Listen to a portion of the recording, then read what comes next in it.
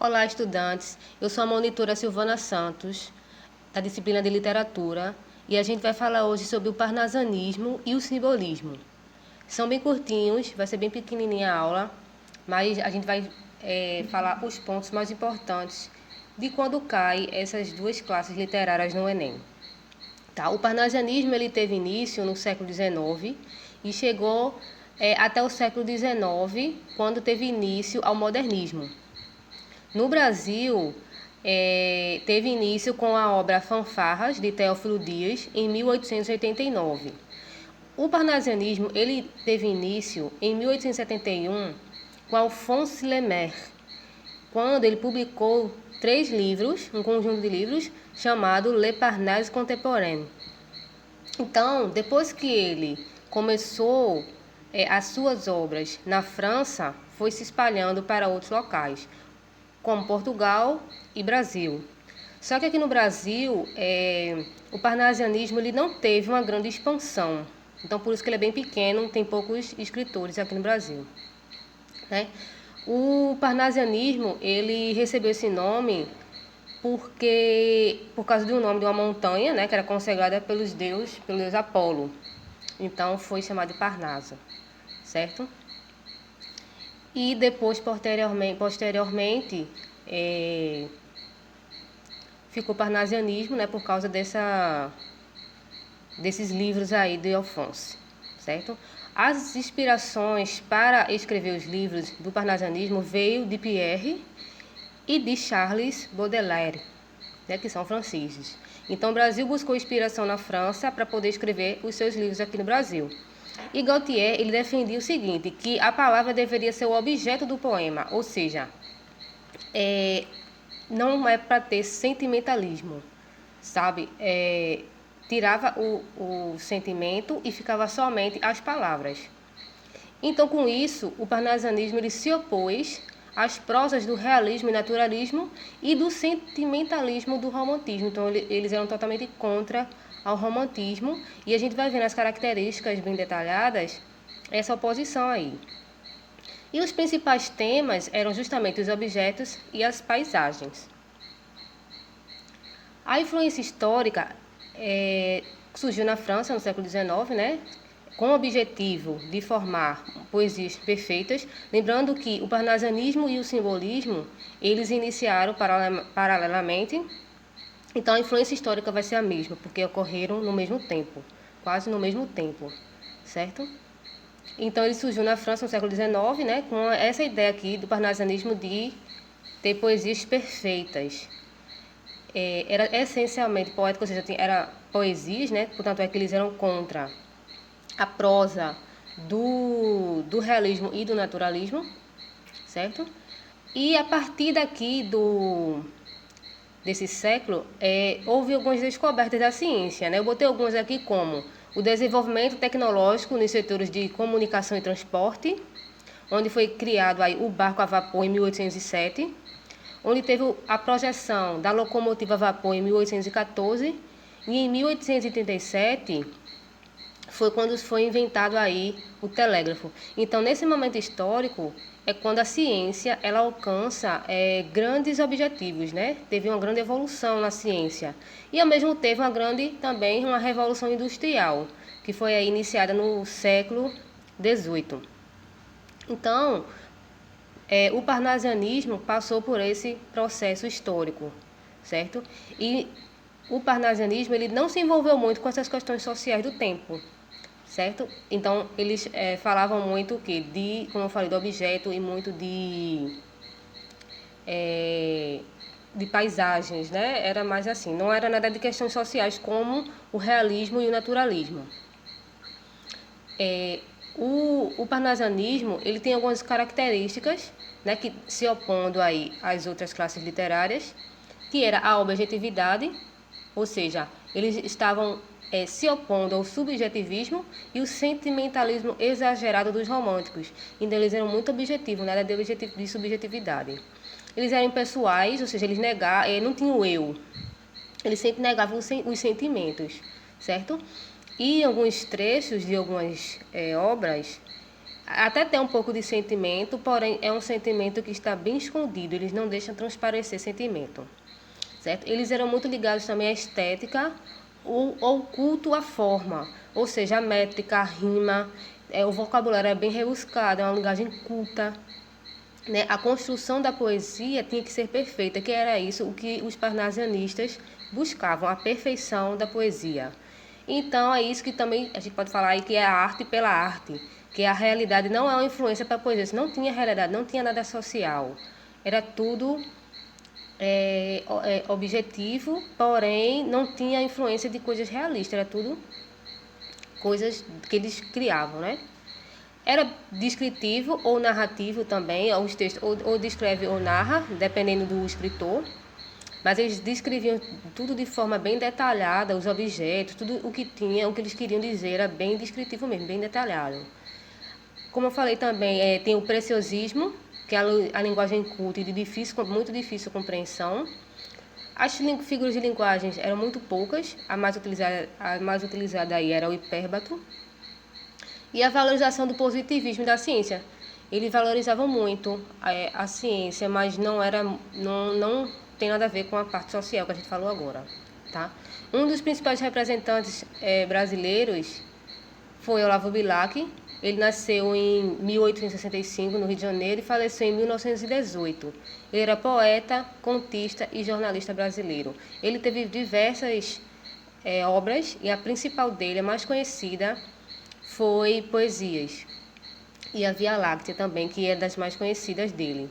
Então, provavelmente, caso caia alguma coisa, né, nem provavelmente cairia algo dessas duas obras dele.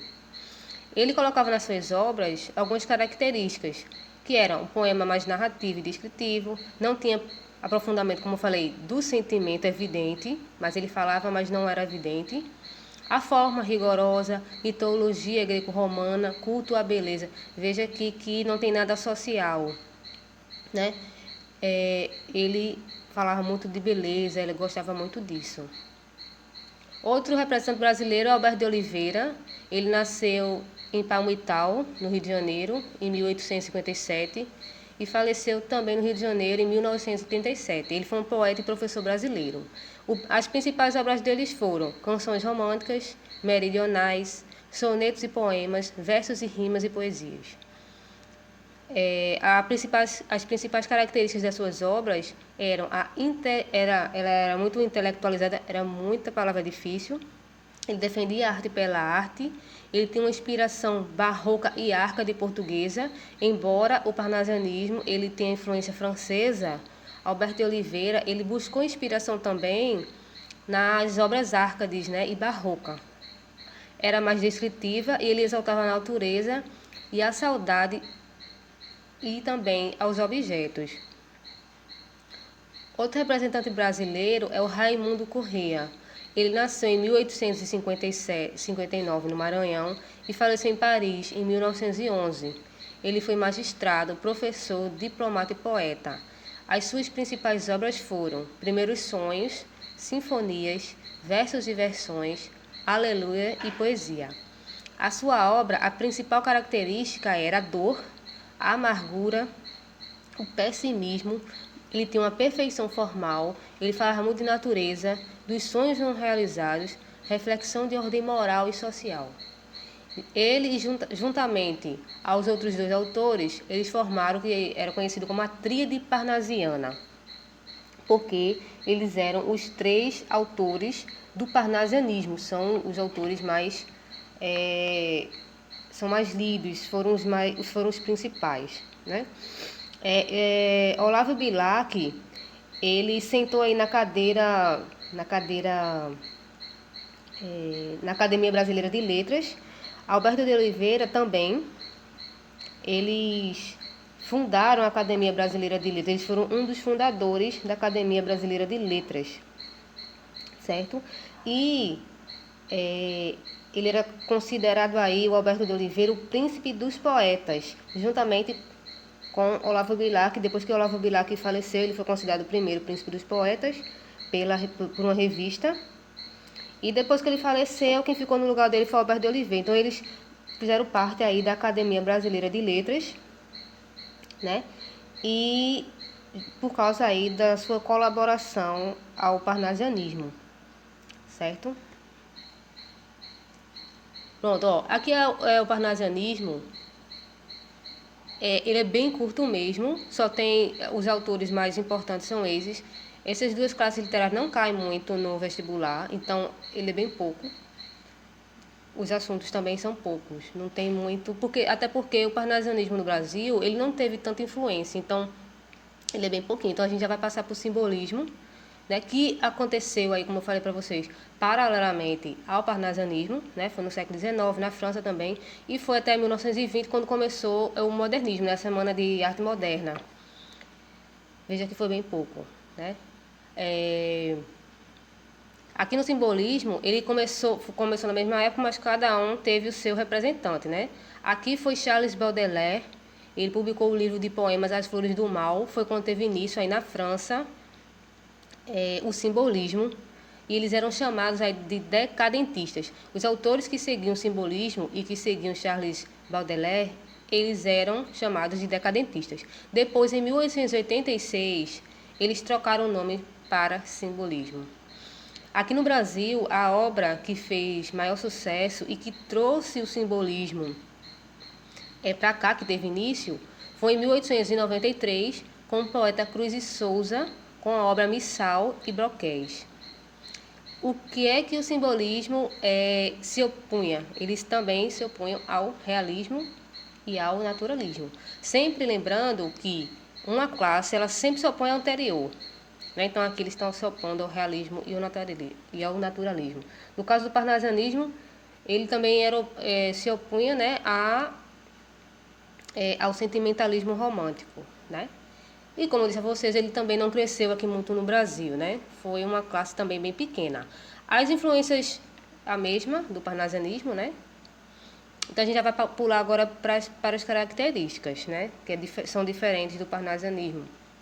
Por exemplo, os elementos místicos e transcendentais, a subjetividade, a musicalidade, que essa musicalidade está falando da rima e da métrica dos poemas, né?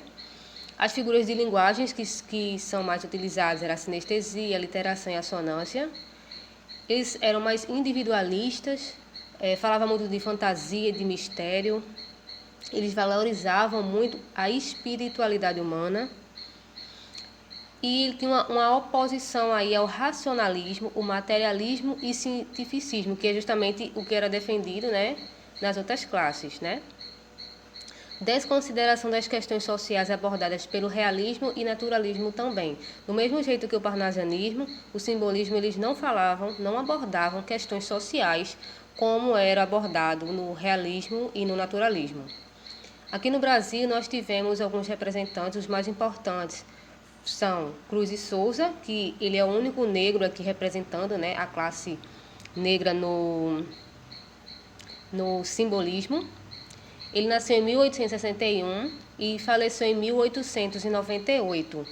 As suas principais obras são Missal, Broquéis, Evocações, Faróis e Últimos Sonetos.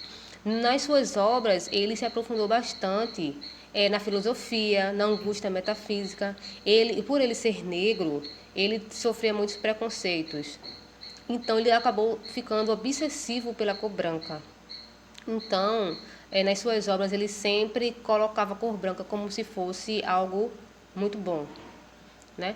Ele já falava em alguma temática social, falava de pobreza, de preconceito, porque ele sofria preconceito por ser negro e por ser pobre. Ele já falava de morte, pessimismo e também o rigor formal, que também tem aí no simbolismo, né? Veja que cada autor, ele tem um tema, ele tem uma característica própria. Ele não precisa necessariamente usar todas as características do simbolismo. Ele tem que ser usado aí a maioria, né? Então veja que além das que a gente falou, ele ainda usa outras, né? Principalmente essa parte da cor branca que os outros não têm, mas ele utiliza, né? Outro representante foi Augusto dos Anjos. Ele nasceu em 1884 na Paraíba e faleceu em 1914. Ele era chamado de poeta da morte, porque na sua obra ele falava muito de coisa sombria, era muito mórbido, falavam de morte. E se você for procurar na internet, tem algumas frases bem chocantes assim que ele fala, tudo relacionado à morte. Então, assim, ele era, por isso que ele se chamava assim. Tem uns trechos das obras dele, da obra dele, né? Porque ele só teve uma obra, que é chamada Eu, que foi escrita em 1912. E nessa obra dele, ele fala muito de morte. Então, tem uns trechos assim, isolados, os mais importantes que ele escreveu. Então, a sua obra, que foi a única, né, tinha uma característica individualista, tinha musicalidade, espiritualidade, temáticas ligadas ao pessimismo, né, e à melancolia, vocábulos ligados à ciência, à medicina e inclinação do eu lírico para a morte. Tá? Então, essas eram as características de Augusto dos Anjos. Outro que deixou as suas obras aqui no simbolismo foi Afonso de Guimarães. Ele tinha um pseudônimo que era Alfonso Henrique da Costa Guimarães. Ele nasceu em 1870 em Minas Gerais e faleceu em 1921. Ele era poeta, promotor, juiz e jornalista. A sua principal obra foi Centenário das Dores de Nossa Senhora, Dona Mística, entre outras, né? Afonso de Guimarães ele tinha algumas características peculiares das suas obras, que eram principalmente a religiosidade, o misticismo, a espiritualidade, a sensibilidade, a mulher idealizada e a temática da morte. Por quê? Afonso de Guimarães ele perdeu a noiva muito cedo, a esposa muito cedo, e ele ficou olhando a vida de uma forma diferente. Então, devido à morte prematura dela, ele começou a escrever sobre morte, algo espiritual também, sobre mulher, sempre idealizando a mulher. Então, ele começou a mudar o jeito de fazer as suas obras e de ver a vida de uma forma diferente também. Então, ele começou a... Veja que é bem diferente. Cada autor ele tem a sua característica devido a alguma coisa, né? Um porque era negro, esse porque perdeu a esposa. Então, cada um tem a sua característica própria. Bom, aqui, eu vou ficar por aqui, porque esse assunto é bem pequeno e não tem muitos representantes no Brasil e também não cai muito no vestibular. Então, eu vou ficando por aqui. Espero que vocês tenham gostado. Até a próxima aula.